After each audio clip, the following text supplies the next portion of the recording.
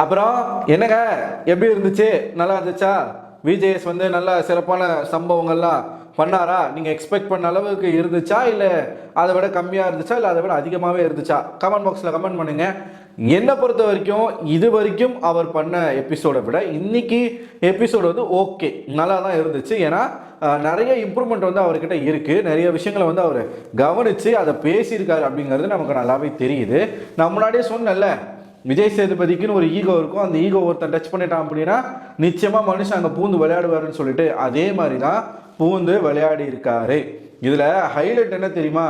Episode முடிஞ்சும் கடைசியில் அருண் வந்து கடைசி வரைக்கும் அவன் வந்து தப்ப ஒத்துக்கலை. அவனை ஒத்துக்க வைக்கணும் அப்படிங்கிற ஒரு இன்டென்ஷன்லேயே வந்து நீங்கள் பிக் பாஸ் மூலமாக மைக்கில் பேசுனீங்க தெரியுமா? வீட்டுக்குள்ள விஜய் சேதுபதி வந்து பேசினாரு. இதெல்லாம் ரொம்பவே நல்லா இருந்துச்சு. ஏன்னா அருணை செய்யணும் அப்படிங்கிறது அவருடைய அல்டிமேட் ஏம். ஸோ பயங்கரமாக செஞ்சு விட்டாரு. ஸோ இன்னைக்கு என்னெல்லாம் இன்ட்ரெஸ்டிங்காக நடந்துச்சு அப்படிங்கிறத நம்ம பார்க்கணும். முதல்ல சத்யா அவருடைய எலிமினேஷன் ஸ்டார்டிங்லே நடக்குது. இந்த வாரம் வந்த உடனே நம்ம வந்து கொஞ்சம் சீரியஸாக ஆரம்பிப்போம் அப்படின்னு சொல்லி பண்ணாங்க. இதில் நீங்கள் பார்த்தீங்கன்னா இந்த வெள்ளிக்கிழமை நிகழ்வுகள் வந்து காட்டும் பொழுதே சத்யா வந்து சொல்லிட்டு இருக்காரு. என்ன சொல்கிறாரு? எனக்கு வந்து என் பையன் முகம் வந்துக்கிட்டே இருக்கு. ஒரு 10 நாளாகவே எனக்கு அந்த பையன் முகம் வந்துக்கிட்டே இருக்கு. எனக்கு நான் ரொம்ப மிஸ் பண்ணுற மாதிரி ஃபீலாக இருக்கு. எனக்கு வெளியில் போகணும் அப்படின்ற மாதிரி தோணுதுன்னு சொல்லிட்டு இன்னொரு விஷயத்தையும் சொன்னார். வெளியில் போனால் நான் நிறையா ப்ராஜெக்ட் அது இது நிறையா வேலையை ஸ்டார்ட் பண்ணுவேன், இங்கே இருக்கவே எனக்கு பிடிக்கல, ஒரு மாதிரி இருக்குன்ற மாதிரி சொல்லியிருப்பார். ஸோ இதன் காரணமாக தான் அவரை வெளியில் அனுப்பிச்சாங்க. நெக்ஸ்ட் பார்த்தீங்கன்னா அடுத்து முத்துக்குமரன் வந்து சத்யாவை பற்றி பேசுகிறத காட்டினாங்க. அதாவது சத்யா இந்த ஷோக்கு ஃபிட்டான ஒரு பர்சன் கிடையாது. ஏன்னா ரஞ்சித் பேசிகிட்டு இருப்பார். ஏன்னா ரஞ்சித் கிட்ட தான் சத்யா சொல்லியிருப்பார், இந்த நிகழ்ச்சிக்கு சத்யா வந்து ஒரு ஃபிட்டான ஒரு நபர் கிடையாது. ஏன்னா அவன் ரொம்ப பியோர் சோல், அதனால் அவனுக்கு கோபமே வரமாட்டுது. இந்த நிகழ்ச்சி அப்படிப்பட்ட ஒரு நிகழ்ச்சி கிடையாது. அந்த மாதிரி ஒரு ஆளுக்கு இந்த நிகழ்ச்சியில் பெருசாக இடம் இருக்காது அப்படின்றத சொல்லியிருப்பார். நல்ல ஒரு அனாலிசிஸ். முத்துக்குமரனை பொறுத்த வரைக்கும் அனலிட்டிக்கலாக ஒரு கேமை விளையாடுறதுல அவர் வந்து சிறந்த ஒரு நபர் தான். மற்றவங்களை கம்பேர் பண்ணும்போது முத்துக்குமரன் டாப்பில் தான் அந்த விஷயத்தில் இருக்கார். ஸோ அதை வந்து நம்ம பாராட்டணும். அடுத்து உள்ளே போகிறாங்க. விஜய் சேதுபதி வராரு. வந்த உடனே சத்யாவுடைய எவிக்ஷன் தான். சத்யா எவிக்ஷன் வந்து முன்னாடியே சொல்லிடுறாரு, கார்டை வந்து காட்டுறதுக்கு முன்னாடியே சொல்லிடுறாரு. ஸோ அது புரிஞ்சு போகுது சத்யாவுக்கு. ஏன்னா இந்த வீட்டுக்குள்ளே ஒருத்தர் வந்து சொல்லிக்கிட்டே இருக்காரு, நான் வெளியில் போகணும், வெளியில் நிறைய இருக்குது அப்படின்ற மாதிரி சொல்லிக்கிட்டே இருக்காரு. மக்கள்கிட்ட ஒரு கோரிக்கையை வச்சுருந்தாரு. அந்த கோரிக்கையை மக்கள் வந்து நிறைவேற்றியிருக்காங்க அப்படின்னு சொல்லி தான் கார்டை காட்டுவாப்புல. சத்யா போனதில் எல்லாருக்கும் பெருசாக வந்து மாற்று கருத்து இல்லை. பட் ஜெஃப்ரி மட்டும் பயங்கரமாக அழுதான். யாருமே எக்ஸ்பெக்ட் பண்ணல. இன்னைக்கே முதல் ஷோ தொடங்கும் போதே வந்து ஒரு எவிக்ஷனோட ஸ்டார்ட் பண்ணுவாங்கன்னு சொல்லிட்டு யாருமே எக்ஸ்பெக்ட் பண்ணவே இல்லை. ஜெஃப்ரி பயங்கரமான கதறி கதறி அழுகுறாப்புல ஜெஃப்ரி. அது என்னன்னு தெரில, திடீர்னு சத்யா மேலே ஜெஃப்ரிக்கு வந்து பாசம். வந்த வாரம் வந்து ஒன்றா சுற்றினாப்புல, அதுக்கப்புறமா தனியாக வந்து கோவா கேங்கில் சேர்ந்தாப்புல, அதுக்கப்புறமா அன்ஷிதா கூட சேர்ந்தாப்புல, அதுக்கப்புறமா பவித்ரா கூட போனாப்புல.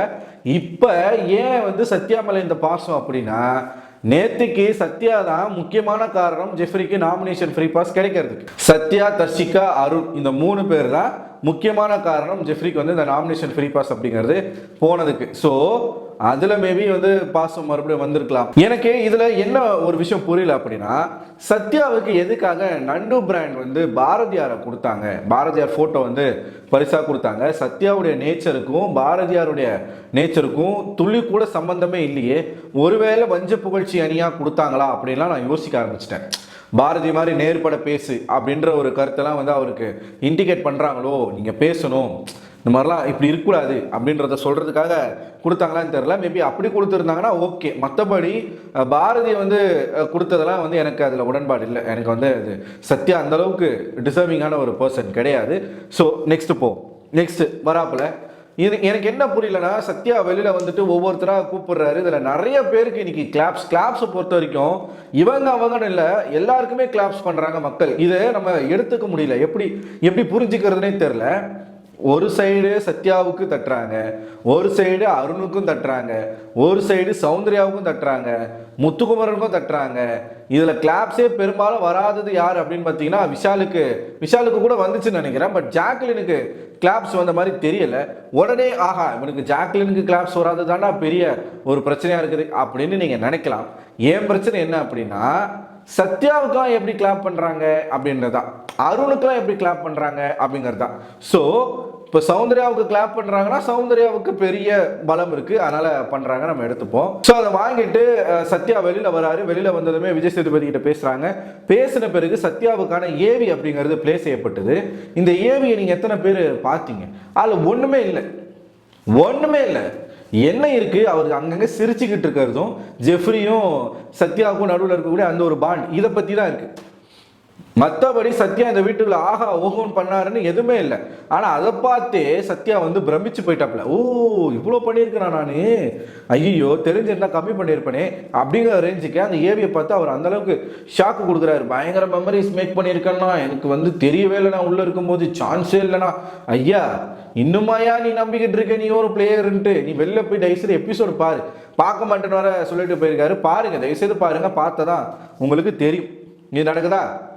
இது நடந்துட்ட பிறகு இவர் வந்து ஒருத்தராக அட்ரஸ் பண்ணுறாரு. உள்ளே போய் ஒருத்தர்கிட்டையும் அட்வைஸ் பண்ணிட்டு இருக்காப்புல. எனக்கு என்ன புரியலன்னா, ஆடியன்ஸ் வந்து எல்லாத்துக்குமே கை தட்டுறாங்க, எல்லாத்துக்குமே கை தட்டுறாங்க. அருணுக்கு கிளாப் வருது, முத்துக்கு கிளாப் வருது, விஷாலுக்கு கிளாப் வருது, ஜாக்லினுக்கு கிளாப் வருது, இவங்க சத்யாவுக்கே கிளாப் வருது, சௌந்தர்யாவுக்கும் கிளாப் வருது. ஆனால் இந்த கேமராமேன் இருக்கார்ல, இந்த கேமராமேன் ஏன் சும்மா சும்மா சௌந்தர்யாவுடைய ஃபேஸ் ரியாக்ஷனை காட்டுறாருன்னு தெரில. சௌந்தர்யாவுக்கு தான் அதிகப்படியான கிளாப்ஸ் வருது. அதை வந்து ஏற்றுக்க முடியல, அக்செப்ட் பண்ணிக்க முடியல. இவங்க வந்து ஆனாங்கன்னா சௌந்தர்யா முகத்தை காட்டுறதும், அந்த முகத்தை பார்த்தோன்னா இவங்கெல்லாம் ஆர்ப்பரிச்சு கத்துறதும் ஒன்றுமே புரியலையே. இந்த வீட்டுக்குள்ளே நீங்கள் கேம்னு எடுத்துக்கிட்டிங்கன்னா கேமாக விளையாடுறது ரெண்டே பேர் தான். ஒன்று முத்துக்குமரன், இன்னொன்று ஜாக்லின். மஞ்சரியை கூட நீங்கள் அந்த இடத்துல எடுத்துக்கலாம். பட் சௌந்தர்யா இந்த வீட்டுக்குள்ளே இதெல்லாம் பண்ணியிருக்காங்க அப்படின்னு நீங்கள் ஒரு லிஸ்ட்டு போட்டிங்கன்னா அந்த லிஸ்ட்டில் நீங்கள் எத்தனை விஷயத்த சேர்க்க முடியும்னு தெரில. சௌந்தர்யா ஸ்ட்ரைட் ஃபார்வர்டாக பேசுகிறாங்க, ஓகே, அது எல்லாமே நம்ம ஏற்றுக்கலாம். பட் கேம்னு ஒன்று இருக்குல்ல, அந்த கேமில் அவங்க வந்து என்ன பண்ணுறாங்க அப்படிங்கிற ஒரு விஷயம் இருக்குல்ல, அது இல்லை. சௌந்தர்யா அப்படியே வந்து அறத்தை ஃபாலோ பண்ணக்கூடிய ஒரு பெண், அப்படிலாம் எதுவுமே அவங்க பண்ணலை. அவங்களுக்குன்னு ஸ்பெசிஃபிக்கான கேரக்டரே கிடையாது. ஒரு துருன்னு இருக்கிற பொண்ணு. இப்போ ராணவ் எப்படி இருக்காரோ, அந்த ராணவுடைய ஃபீமேல் வெர்ஷன் தான் சௌந்தர்யாவை நான் பார்க்குறேன். அடங்காதது ரெண்டு பேருமே அடங்க மாட்டாங்க.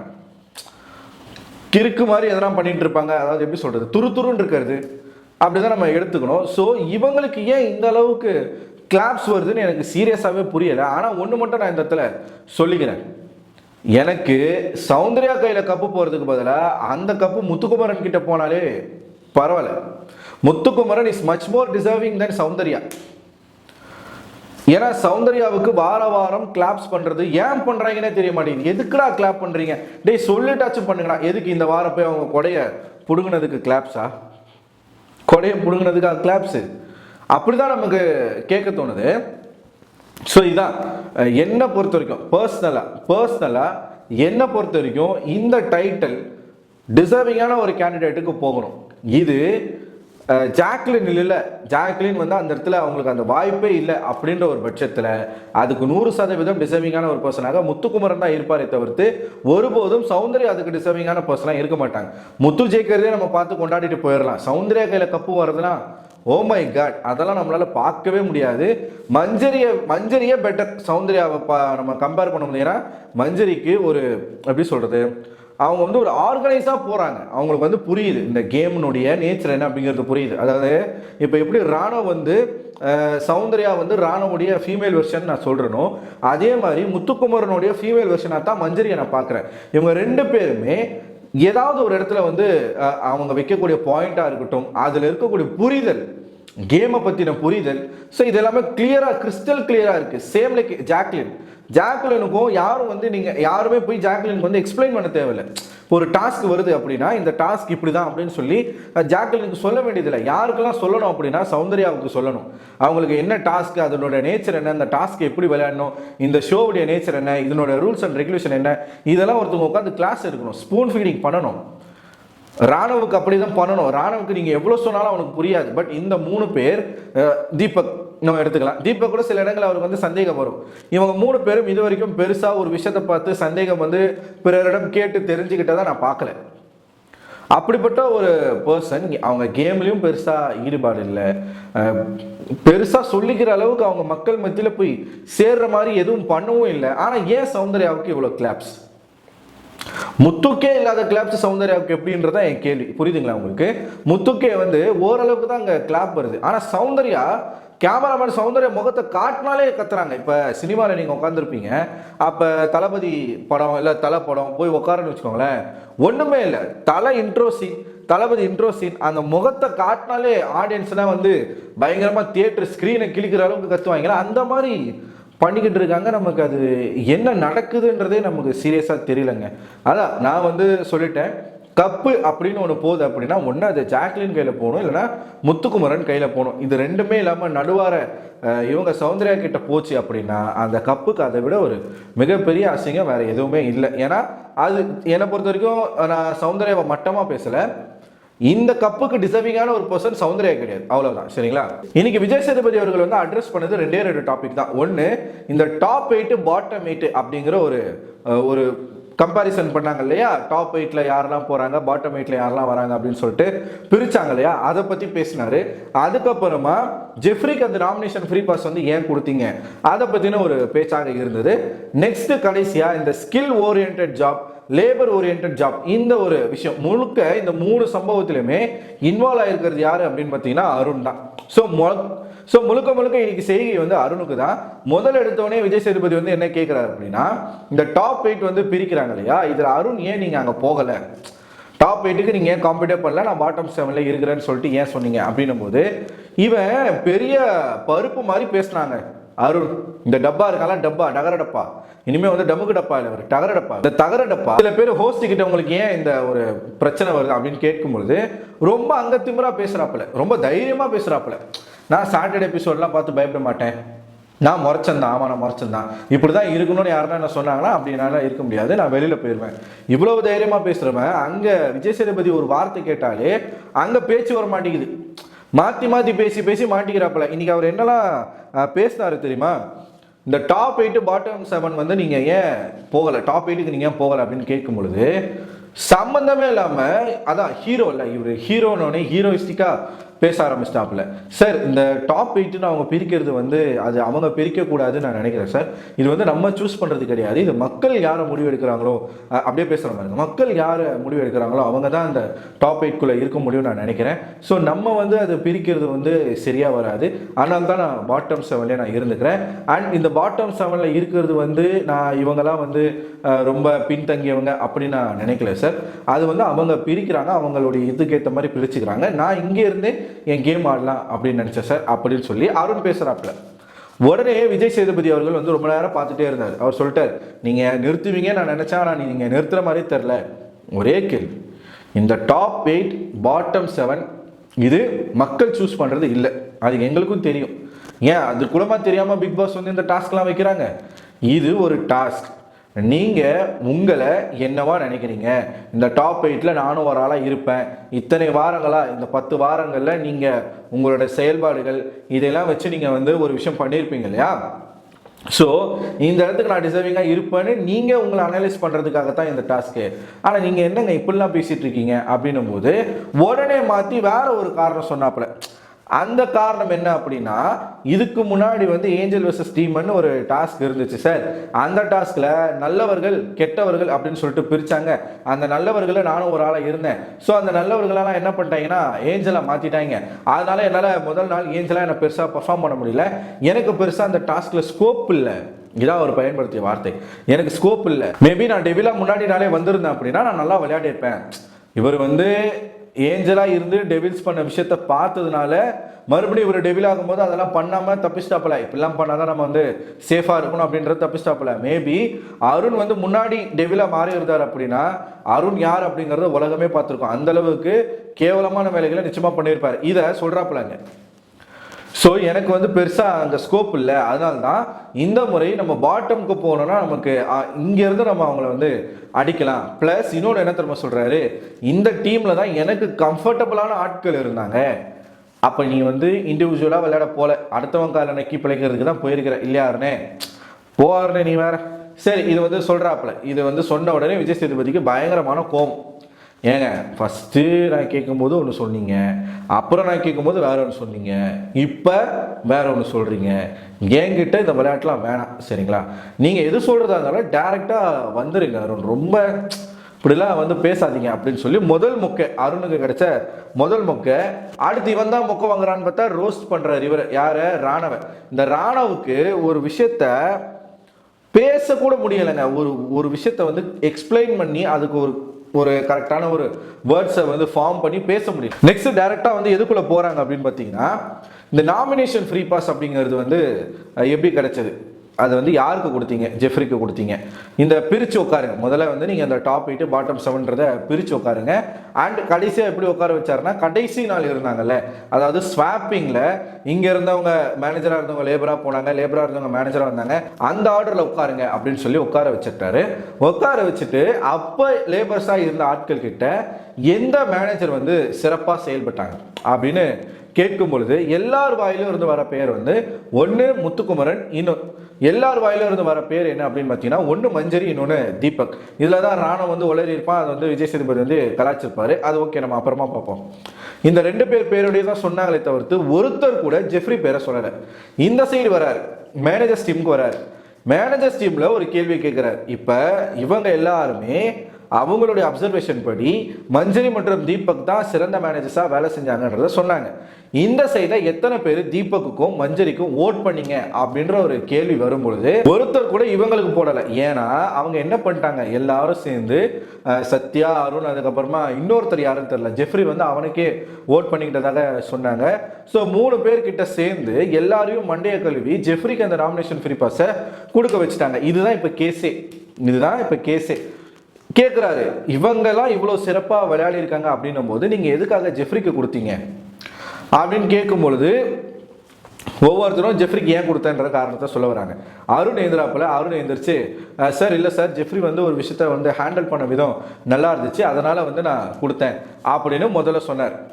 அப்போ விஜய் சேதுபதி வந்து கேட்குறாரு என்ன விஷயம் அப்படின்னு கேட்கும்பொழுது, ராணுவுக்கு வந்து வெளியில் சண்டை போட்டுட்டு இருக்காப்புல. அப்போ ஜெஃப்ரி வந்து நீங்கள் என்ன கூட தான் அடித்தா, அதாவது மஞ்சரி வந்து ராணுவ கையில் வந்து அடிச்சிட்டாங்க, அது வந்து பயங்கரமான ஒரு கேஸாக மாறிச்சு, அதை பற்றி வெளியில் பேசிகிட்டு இருக்கும்போது அந்த இடத்துல ஜெஃப்ரி உள்ள புகுந்து ரொம்ப சாமர்த்தியமாக நீ கூட தான் என்னை அடித்த, அது கோவத்தில் எல்லாரும் பண்ணுறதா அப்படின்னோடனே அந்த இடத்துல ராணுவ வந்து ஆஃப் ஆகிட்டாரு அப்படின்னு சொல்லுவோம்.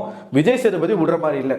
ராணுவ கிட்ட கேட்குறாரு, அதனால தான் நீங்கள் ஆஃப் ஆனீங்களா அப்படின்னும் போது, இல்லை சார், எதனால் நீங்கள் ஆஃப் ஆனீங்க, எதனால் ஆஃப் ஆனாங்கன்னு நினைக்கிறீங்க அப்படின்னு சொல்லும்போது மஞ்சரி எந்திரிச்சு என்ன சொல்கிறாங்கன்னா, இல்லை சார், நான் போய் சாரி கேட்ட உடனே அந்த விஷயம் வந்து ஆஃப் ஆயிடுச்சு அப்படின்னு சொல்கிறாங்க. இந்த இடத்துல இவங்களும் அந்த லேபர்ஸாக இருந்தால் அந்த ஒரு டீமுமே அதை தான் சொல்கிறாங்க. மேனேஜர் எப்போ வந்து சாரி கேட்டாங்களோ அப்போவே வந்து அந்த பிரச்சனை முடிஞ்சிச்சு, நாங்கள் அந்த பிரச்சனை பற்றி பேசலை அப்படின்னு சொல்லும் பொழுது அருண் இந்த இடத்துல தொக்கா மாட்டிக்கினாப்புல. அப்போ அருண் எந்திரிச்சு வித்தியாசமாக இன்னொரு மேட்டரை சொன்னார். என்ன அப்படின்னா, சார், நான் வந்து முதல் ஸ்வாப்பிங்கில் வந்தேன் சார், லேபராக இருந்து மேனேஜராக வந்தேன், திருப்பி கொஞ்ச நேரத்திலே 2வது ஸ்வாப்பிங் அப்படிங்கிறது நடந்துச்சு, இவங்க எல்லாரும் சேர்ந்து என்ன அங்கே அனுப்பிட்டாங்க, நீங்கள் மேனேஜராக இருக்க தகுதி இல்லைன்னு சொல்லி என்ன அனுப்பிட்டாங்க. ஏன் அனுப்புகிறாங்க அப்படின்னு பார்த்தீங்கன்னா, மெஜாரிட்டின் படி நீங்கள் வேணான்ற மாதிரி முடிவெடுத்துருக்காங்க, அதனால் மெஜாரிட்டி வைஸ் நீங்கள் அங்கே போங்க அப்படின்னு சொல்லி அனுப்பிச்சாங்க. அப்போ நான் என்ன நினச்சேன்னா, அவங்க இஷ்டத்துக்கு அவங்க மெஜாரிட்டி வச்சு விளையாடும் போது நானும் என் இஷ்டத்துக்கு மெஜாரிட்டி வச்சு விளையாடலாம் அப்படின்னு நினச்சி தான் சார் நான் அதை பண்ணேன் அப்படின்ற உண்மையை ஒத்துக்கிட்டாரு. இதை விஜய் சேதுபதி போட்டு கேவலமான கேள்விகள் கேட்டு பயங்கரமா வச்சு செய்றாரு அவரு. கடைசியா ஜெஃப்ரி எழுப்பி நிக்க வச்சு, ஜெஃப்ரி, உனக்கு இந்த நாமினேஷன் ஃப்ரீ பாஸ் கிடைச்சது, நீ தகுதியான ஆளுன்னு நினைக்கிறியா அப்படின்னும் போது அவனும் உருட்ட ஆரம்பிச்சான். அப்போ விஜய் சேதுபதி வந்து கட் பண்ணி, நீ இந்த டாஸ்க் வந்து சரியா பண்ணலன்னு உனக்கே தெரியும், ஆனா உனக்கு ஒருத்தவங்க வந்து இந்த டாஸ்க்கை இந்த பாஸை கொடுக்குறாங்க அப்படின்னா ஏன் கொடுக்குறாங்க அப்படிங்கிறத நீ புரிஞ்சுக்கலையா, உனக்கு பாவம் பார்த்து கொடுக்குறேன்ற பேர்ல உன்னை வந்து அவங்க குறைச்சி பண்றாங்க, உன்னை வீக்கா காட்டுறாங்க, உன்னை அண்டர் எஸ்டிமேட் பண்றாங்க அப்படின்னு சொல்லி நிறைய விஷயங்கள் வந்து சொல்லி ஜெஃப்ரிக்கு வந்து புரிய வச்சாரு. ஸோ இவங்க எல்லாம் சேர்ந்து பாருங்க, நாங்கள் ஜெஃப்ரிக்கு வாழ்க்கை கொடுக்குறோம், பாருங்க நாங்கள் ஜெஃப்ரிக்கு வந்து செய்கிறோம் அப்படின்ற ஒரு பின்பத்தை காட்டுறாங்க, இப்படி ஒரு வெற்றி உனக்கு தேவையா அப்படின்ற மாதிரி தான் கேட்டார். ஜெஃப்ரிக்கு வந்து அது புரிஞ்ச மாதிரி தான் வந்து ஆக்ஷன் பண்ணால். அந்த இடத்துல இந்த பாயிண்ட் எடுத்து வச்ச உடனே ஜாக்லினா இருக்கட்டும், மஞ்சரியா இருக்கட்டும், பயங்கரமான கிளாப்ஸ். ஏன்னா அவங்க முன்னாடியே சொன்னாங்க, பேசிக்கிட்டாங்க, இந்த அடிப்படையில் வந்து நீங்கள் நாமினேஷன் ஃப்ரீ பாஸ் ஒருத்தருக்கு கொடுக்கறது அப்படிங்கிறது தப்பு, அது நல்லா இருக்காதுன்னு சொல்லிட்டு சொன்னாங்க. அதே கருத்தை ஒத்தி விஜய் சேதுபதி சொல்லவும் அவங்க வந்து குஷி ஆயிட்டாங்க. இது நடக்குதா, இதுலேயும் அருணை தான் போட்டு பலிகடாவாக ஆக்குறாங்க. ஏன்னா அருண் தான் இந்த பிளானை பண்ணி இது ஜெஃப்ரிக்கு போகணும்னு சொல்லிட்டு ஸ்கெட்ச் போட்டு பண்ணது எல்லாமே. நெக்ஸ்ட்டு என்ன மேட்ரு வருது அப்படின்னு பார்த்தீங்கன்னா, இதில் எனக்கு ஒரே ஒரு விஷயத்த மட்டும் இதுக்குள்ளே நான் சொல்லிக்கிறேங்க. கடைசியாக வர பேச்சு தாங்க இந்த skill orient job, labour orient job, அந்த ஒரு விஷயத்தில் உங்களுக்கு என்ன பிரச்சனை அப்படின்னு கேட்கும்போது அருண் மறுபடியும் ஒரு லென்த்தான ஒரு கான்வர்சேஷனை கொண்டு போனாப்புல. அந்த இடத்துல மறுபடியும் விஜய் சேதுபதி கட் பண்ணிட்டு ஸ்ட்ரெயிட்டாக லாஸ்ட் பாயிண்ட்டுக்கு போயிடுவோம், நம்ம ரொம்ப வளர்க்க வேணாம் அப்படின்னு சொல்லும் பொழுது உடனே ஒரு இதாக சொன்னார், இல்லை சார் இது வந்து சமைக்கிறது வந்து ஒரு 5 பேர் தான் சமைக்கிறாங்க, நாங்கள் வந்து எல்லாரும் எல்லா வேலையும் செஞ்சுக்கிட்டு இருக்கோம். எனக்கு என்ன அப்படின்னா இது வந்து நமக்கு சொந்த வீடு, இது வந்து ஏன் இந்த வேலையை அவங்க பார்க்குறாங்க இந்த வேலையை அவங்க பார்க்குறாங்கன்னு சொல்லிட்டு இந்த பிரிவினை வேணாம் தான் நான் சொன்னேன் அப்படின்னு இவர் சொல்ல, நெக்ஸ்ட் விஜய் சேதுபதி போட்டு பொலக்காட்டு இதுல தான் பயங்கரமா வாங்கினாப்புல. அதாவது அருண் பவித்ரா பாருங்க இந்த இடத்துல தான் அவங்க பேசினாங்க. ஏன்னா அதுக்கு முன்னாடி விஜய் சேதுபதி ஒரு டோஸை கொடுத்துறாப்புல, பேச விட மாட்டுறாங்கன்னு சொல்றீங்க, பேசுறதுக்கு வாய்ப்பு கொடுத்தா பேசவும் மாட்டீங்க, அதுக்கப்புறம் எப்படி நாங்கள் இதை எடுத்துக்கிறது அப்படின்னு சொன்ன பிறகு தான் பவித்ரா பேசவே ஆரம்பிச்சாங்க. பவித்ரா வந்து என்ன சொல்லிட்டாங்க அப்படின்னா, அதாவது விஜய் சேதுபதி கேள்வி கேட்கிறார், இப்போ இந்த லேபர் அப்படின்னு சொன்னதுனால உங்க யாருக்காச்சும் அது தப்பா தெரிஞ்சா சொல்லுங்க அப்படின்னு சொல்லும் பொழுது எல்லாரும் எந்திரிச்சு எங்களுக்கு எதுவும் தப்பா தெரியல, அருண் தான் அந்த மாதிரி உருட்டுறாரு அப்படின்னு சொல்லி அருணை கை காட்ட ஆரம்பிச்சிட்டாங்க. அப்போதான் பவித்ரா என்ன சொன்னாங்க அப்படின்னா, சார் அவர் எப்பயுமே தான் பிடிச்ச முயலுக்கு 3 காலம் தான் சார் பேசுவார், கடைசி வரைக்கும் அவர் ஒத்துக்கவே மாட்டார் சார் அப்படின்றத சொல்லியிருப்பாங்க. அன்னைக்கு கூட அருண் பண்ண விஷயம் என்ன அப்படின்னா, இது அவங்க வந்து அந்த மீனிங்ல சொல்லலைன்றது தெரிஞ்சும் அவன் விடாம, ஒன்று நீங்க அந்த வார்த்தையை சொல்லக்கூடாது, நான் சொல்றதை கேட்கணும், அந்த வார்த்தையை பயன்படுத்தாதீங்க, இல்லையா நான் வந்து கிச்சன் டீம்ல ஒரு ஆளை வந்து நான் எடுக்க சொல்றேன்ல எடுங்க அப்படின்ற மாதிரி, எதுவாக இருந்தாலும் நான் சொன்னது தான் நடக்கணும் அப்படின்ற ஒரு மைண்ட் செட்டில் அருண் வந்து அன்னைக்கு பயங்கரமாக கத்திட்டு இருந்ததை நம்மளால பார்க்க முடிஞ்சது. இன்னைக்கும் அதே தான் பண்றாப்புல, கடைசி வரைக்கும் ஒத்துக்க மாட்டார். விஜய் சேதுபதி என்ன சொன்னார் அப்படின்னா, இங்கே லேபர்னு சொல்றதுனால யாரோ தாழ்வா போயிட போறது கிடையாது, அதாவது உண்மையாகவே வந்து அவருடைய லைஃப் ஹிஸ்டரியெல்லாம் அவருடைய லைஃப்பில் நடந்த இன்சிடென்ட்லாம் பேசினாரு. நான் வந்து பேச்சுலராக இருக்கும்போது எனக்கு வீடு பெருக்க தெரியும், என்னுடைய ட்ரெஸ்ஸை மடிக்க தெரியும், அயன் பண்ண தெரியும், இதெல்லாம் நான் சீக்கிரமாக கற்றுக்கிட்டேன். ஆனால் எனக்கு சமைச்சு நானே சாப்பிட்றதுக்கு எனக்கு 6 மாதம் ஆச்சு, அந்த 6 மாதம் கேப் இருக்குல்ல அதுக்கு அந்த ஸ்கில் தேவை அப்படின்னு சொல்லி அவருடைய லைஃப் இன்சிடென்ட்லாம் சொல்ல அருணுடைய முகம் கொஞ்சம் கொஞ்சமாக மாறுது. கடைசி வரைக்கும் அருண் வந்து ஒத்துக்கவே இல்லை, நான் சொன்னது தப்பு, அந்த ஒரு எண்ணத்தில் நான் வந்து இனிமேல் பேச மாட்டேன்றத ஒத்துக்காம, நான் இந்த அர்த்தத்தில் தான் சொன்னேன், நீங்கள் தான் அது வேற அர்த்தமாக மாத்துறீங்கன்னு சொல்லி ஹோஸ்டியை திருப்பி விட்டதெல்லாம் நம்மளால பார்க்க முடிஞ்சுது. எல்லாரும் எந்திரிச்சு அவங்க தரப்பு விளக்கத்தை கொடுக்குறாங்க, ராணுவ கொடுக்குறாப்புல. அப்போதான் ராணுவ வந்து கலாச்சாரு, ராணுவுக்கு பேசவே தெரில, ஒன்றுமே பேச தெரில. முத்துக்குமாரன் எந்திரிச்சு ராணுவுக்கு வந்து எக்ஸ்பிளைன் பண்ணுறாரு, அப்பயும் தெரில. இதுதான் இன்னைக்கு யார் யாருக்கெல்லாம் வந்து கேப் கிடைச்சதோ அங்கங்கே அவங்க ஸ்கோர் பண்ணிட்டாங்க. முத்துக்குமரன் பயங்கரமான ஸ்கோர் பண்ணாரு, சௌந்தர்யா ஸ்கோர் பண்ணிட்டாங்க, மஞ்சரி ஸ்கோர் பண்ணிட்டாங்க. ஆனால் எத்தனை பேர் நோட் பண்ணீங்க, இன்னைக்கு பெருசா ஜாக்லின் பேசவே இல்லை. ஜாக்லினா இருக்கட்டும், ராயனா இருக்கட்டும், இவங்கள பேச விடலை, பேசலைன்றதை தாண்டி பேச விடலை. ஏன்னா பல முறை வந்து கருத்து இருக்கும் பொழுது ஜாக்லினும் ராயனும் கை தூக்கியிருக்காங்க. ஆனால் கை தூக்குனப்ப விஜய் சேதுபதி அவங்கள நோட் பண்ணாம அடுத்த ஆளுக்கு போயிட்டாரு. ஏன் இந்த ஒரு திட்டமிட்ட ஒரு கார்னர் அப்படின்னு திட்டமிட்டு மறைக்கிறீங்களா அப்படின்னு தான் எனக்கு கேட்க தோணுது. ஏன்னா கை தூக்கிட்டு இருக்காங்க அப்பட்டமா, அவங்க வந்ததுலேருந்து இன்னைக்கு பேசவே இல்லை, ஒரு வார்த்தை கூட பேசல. ஒரே ஒரு இடத்துல அருணுக்காக ஏதோ ஒரு விஷயத்த சொன்னாங்க, அவ்வளவுதான். மற்றபடி ஜாக்லின் வந்து வேற எந்த விஷயத்துல அவங்களோட கருத்துக்கள் அப்படிங்கிறது கேட்கப்படவில்லை. ஏன் அப்படின்னு எனக்கு தெரியல. ஸோ இப்போ சும்மா உட்காந்துருக்காங்க, அப்போ கூப்பிட்டு கேட்கலன்னா ஓகே, கை தூக்கும் போது நீங்கள் அட்ரஸ் பண்ணணும்ல, ஏன் பண்ணலை? ராயனுக்கும் வாய்ப்பு கொடுக்கல பேசுறதுக்கு, இவங்களுக்கும் வாய்ப்பு கொடுக்கல. இவங்க என்ன டிசைட் பண்ணுறாங்க, ஒரு வேளை டாப் 5ல தீபக், மஞ்சரி, முத்துக்குமரன், சௌந்தர்யா, இவங்க அருணை போட்டு இவ்வளோ வாட்டிட்டு நீங்கள் அருணையும் கூட்டு போயிருவீங்க தான் நான் நினைக்கிறேன். இந்த 5 பேரை கூட்டு போகலான்னு நினைக்கிறீங்களா? அப்போ ஜாக்லின் ராயனுடைய நிலைமை என்ன? இந்த மாதிரியான கேள்விகள்லாம் நமக்குள்ள தோண ஆரம்பிக்குது. கடைசியில் விஜய் சேதுபதி என்ன சொல்லிட்டார் அப்படின்னா, இது ஓகே, இதை நம்ம ஃபினிஷ் பண்ணுவோம், முடிப்போம் அப்படின்னு சொல்லி, உங்களுக்கு ஏதாச்சும் கருத்து இருந்தால் நான் இருக்கும்போதே சொல்லிடுங்க அப்படின்ற ஒரு வார்த்தையை சொன்னார். இதை எத்தனை பேர் நோட் பண்ணீங்க? இதனுடைய எக்ஸாக்டான அர்த்தம் என்ன அப்படின்னு பார்த்தீங்கன்னா, நான் இருக்கும்போதே சொல்லிடுங்க, நான் போன பிறகு பேசாதீங்க, இதுதான் அவர் சொல்ல வருது. உங்களுக்கு எதனா கருத்து முரணி இருந்தால் நான் இருக்கும்போதே சொல்லிடு, போன பிறகு பின்னாடி உட்காந்து ஐயோ அம்மான்னு கத்திக்கிட்டு அழாத அப்படின்னு சொல்லி பேசினாரு.